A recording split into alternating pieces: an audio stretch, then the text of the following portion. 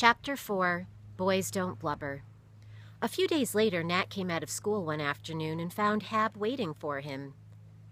"Come on, Nat, I'm going to show you a new kind of ship. She's the Freedom." Out on the wharf, men were trundling boxes and bales of cargo to the Freedom. "She isn't a privateer," Nat said. "She's carrying cargo." Then he saw guns mounted on the deck. "She's a letter of marque ship," Hab said. "She carries cargo, but she can fight if she has to." Hab straightened. "I'm signed on her crew, Nat." Nat gulped. "Does Mother know? And Father?" "Sure, they all know. They understand. After all, I come from a long line of sea captains, don't I? And I'm big for my age." "I'm growing," Nat said. He grinned. "I bet next winter I'll be too big for my coat, and William will get it." Nat remembered last winter when Hab had outgrown his coat. "Did you get cold last winter, Hab?" "Plenty cold." Nat was puzzled. "But when the boys yelled at you, you always said I'm not cold. Only sissies need winter coats." "Of course," Hab frowned. "Boys don't blubber. If something hurts, you say it doesn't." He looked up at the tall mass of the Freedom and grinned. "She's a grand ship, isn't she?" Nat's stomach felt hollow. What would it be like with Hab gone? But boys didn't blubber. He bit his lips to steady them and squared his shoulders. "Yes, Hab, a grand ship. How long before you sail?" Hab shrugged and looked important. "We can't tell. The British are trying to blockade the harbor. They've got ships offshore there all the time, watching for our ships." What would happen if they catch the Freedom?" Hab shrugged again. "They won't." Nat shivered. A few mornings later, when he awakened, Hab was gone. He'd left a note for Nat. "Dear Nat, it's foggy tonight, so we're going to sail. Tomorrow the British will be still watching for us, but we'll be gone. You're the oldest boy now. Remember, boys don't blubber. Yours sincerely, Hab." Nat scrambled into his clothes and hurried downstairs and out of the house. He ran toward the wharf. The Freedom was gone. Nat turned from the wharf back into town and climbed a little hill. He looked toward the sea. The fog had cleared. Had the Freedom escaped from the English ship, or had she been captured? How long would it be before they'd know what happened? A year? 2 years? At the breakfast table, everyone talked fast and tried to sound cheerful. "I think the war's almost over," Father said. "That's what the ship owners think, too. You can tell. That's why they're sending out letter of marque ships now. If a privateer's at sea when the war ends, she'll have her voyage for nothing. But a letter of marque ship will go right on about her business, carrying cargo, buying and selling, making money for her owner. Making money hand over fist." Nat knew Father was thinking about Elias Derby. He was one of the richest ship owners in Salem. People said he was one of the richest men in the country. "If the war's almost over, will things get better now?" Liza asked. Father nodded. "Of course, just any day now." But things didn't get better. All summer, prices climbed higher and higher, and food got scarcer and scarcer. Sometimes Mother and Granny did not have anything to cook but potatoes, 3 meals a day. In the fall, Hab came back. He was brown as an Indian. Granny said he had grown a foot in every direction. "Did the Freedom have any fights?" Nat asked. Hab shook his head and grinned. "Not a fight. The English can't catch her. She's too fast for them. Don't worry about the Freedom, Nat." But a week later, when Hab sailed again, Nat did worry. Would the Freedom escape? How long before they'd know? Then one morning, Nat wakened suddenly to hear bells clanging and men shouting. Everybody in the house was stirring. "I wonder what's wrong," Mother said. "It's a bad wreck or a bad fire," Father said as he hurried to open the door. Outside, men were shouting, "Cornwallis is taken! We've won the war! Hooray! Cornwallis is taken!" For a moment, everybody stood and stared. Then they all began to laugh and talk at the same time. Father hugged Mother and Granny, Nat hugged Mary and Liza, William and Sammy jumped up and down and yelled, even Lois the baby squealed. After breakfast, Nat and Liza went with Father to watch the cheering, shouting crowds. When they neared Derby Wharf, they saw a tall, soldierly-looking man come out of one of the warehouses. The crowd cheered him. Nat said, Is he a general or something? He's Captain John Derby, Father said. Back in 1775, when the war started with the Battle of Lexington, the Americans wanted to get word to England just as fast as they could. They knew the king's messenger would sail in the fastest ship he could find to tell the story of the battle the way the English soldiers wanted it told. The Americans wanted to reach England first with their side of the story. The problem was to find a ship that was fast enough and a captain that was daring enough to reach England ahead of the English messenger. So, of course, they turned to Salem. They knew we had the finest ships and the best sailors in the country. Elias Derby's ship, the Quero, carried the message, and Captain John Derby was the man that got the word to London. Did he get there first, before the king's messengers? Liza asked. Father stared at her. Liza, what a question! Of course he got there first. Isn't he a Salem man? Then Father grinned, and Liza giggled. She said, Now things will get better, won't they? Of course they will. But prices went right on climbing. Paper money was worth less and less. For a while it took 10 paper dollars to equal 1 silver dollar, then 20, then 40. Finally, 100 paper dollars would not buy a dollar's worth of food. And prices were still climbing.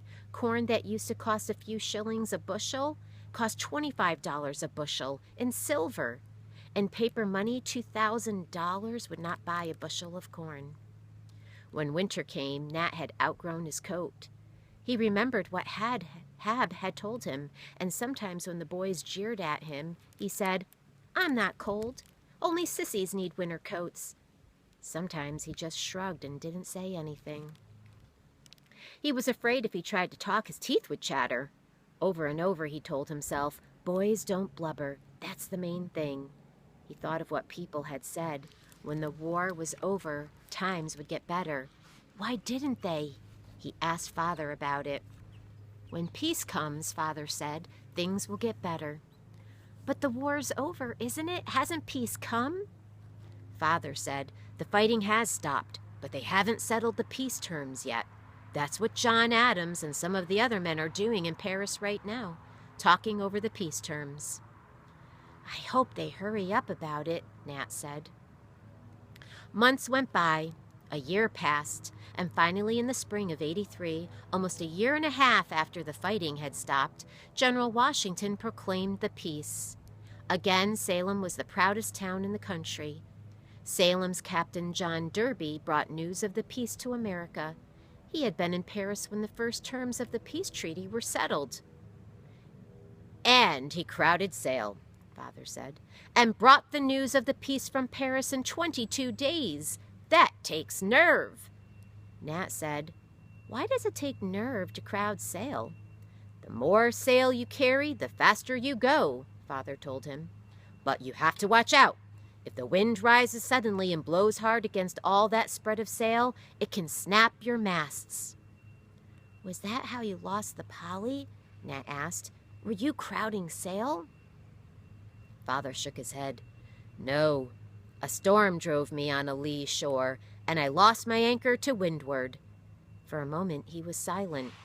The windward side of a ship is the side the wind's coming from. The lee side is the other side of the ship. If a storm drives you toward land on your lee side, that's about the most dangerous thing that can happen to you. Your ship has to claw off that lee shore, fight against the storm.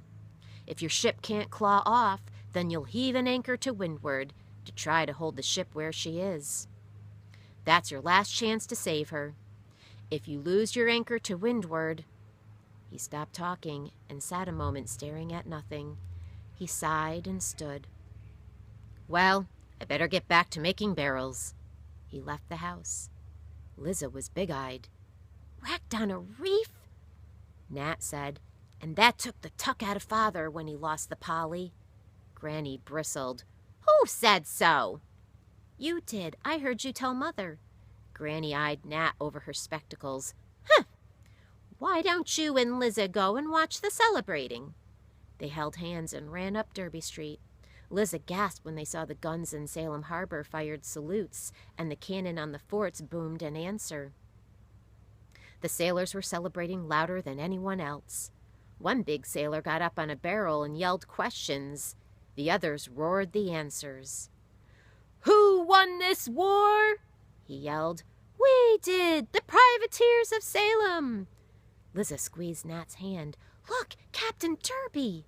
Nat saw the tall, soldierly man crossing the street toward Derby Wharf. The sailor on the barrel saw him, too. He pointed. "Who took the news of Lexington to England?" The crowd yelled, "Captain John Derby!" "Who brought the news of the peace to America?" "Captain John Derby of Salem, greatest city in America." Someone yelled, "New York's the greatest, Salem's next." A fight started, but Captain John Derby roared, "Vast there! To the ship's tavern and splice the main brace!" The cheering, yelling men shoved each other and followed him to the tavern. Liza sighed. "Isn't he wonderful, Nat? Isn't everything wonderful? Now the war's over and times will get better." But times didn't get better. Prices went right on climbing. When school was out, Nat helped his father in the cooperage. All summer he worked from can see to can't see. Sometimes at night he was almost too tired to eat his supper. He was going to be glad, he thought, when school started again. The night before school was to start, Father said, "You'll have to mind the shop tomorrow, Nat. I have to go over to Beverly." Nat's stomach felt hollow. But school starts tomorrow." "I know, but I need you, Nat." But I thought when school started again." His father did not look at Nat. "Maybe when times are better you can go back. Right now I need you." He picked up his hat. "I'll be back in a little while," he said. "No more school?" Nat sat in a daze. The room swam in front of his eyes. At 9 o'clock, Father had not come back. Granny muttered under her breath and snapped at the children. At last, everyone had gone to bed but Mother and Granny and Nat. Mother said, "Nat, would you like to take a walk with me?" Granny looked up sharply. "You've no business out in the night air." Mother smiled. "Nonsense, I'm all right." She and Nat went out into the dark, moonless night and walked down Turner's Lane and out on the wharf. Mother helped Nat find the North Star and told him how the Big Dipper swung around it and how to tell time by the dipper. Then she was silent, standing with her hand on Nat's shoulder, looking up at the stars. Boys don't blubber. He must remember that. Finally, Nat said, "It's all right about school, Mother. When times are better, I'll get to go back." Mother did not answer. She was still gazing up at the sky. After a while, she said, "I made up a sort of saying for myself, Nat. I will lift up my eyes unto the stars. Sometimes if you look at the stars long enough, it helps. It shrinks your day-by-day troubles down to size." She smiled. "We'd better go back. Granny and Father will be wondering where we are." When they got back to the house, Granny was still alone. She said, "Where'd you go?" Mother said, "Nowhere, just to look at the stars." "You beat all." Granny shook her head. "I wonder where he is." He feels bad about keeping Nat out of school," Mother said. Granny sighed. "Rum won't help. If you put more rum in barrels and less in—" She stopped. The wind began to rise. Granny shivered. "Going to be an early winter."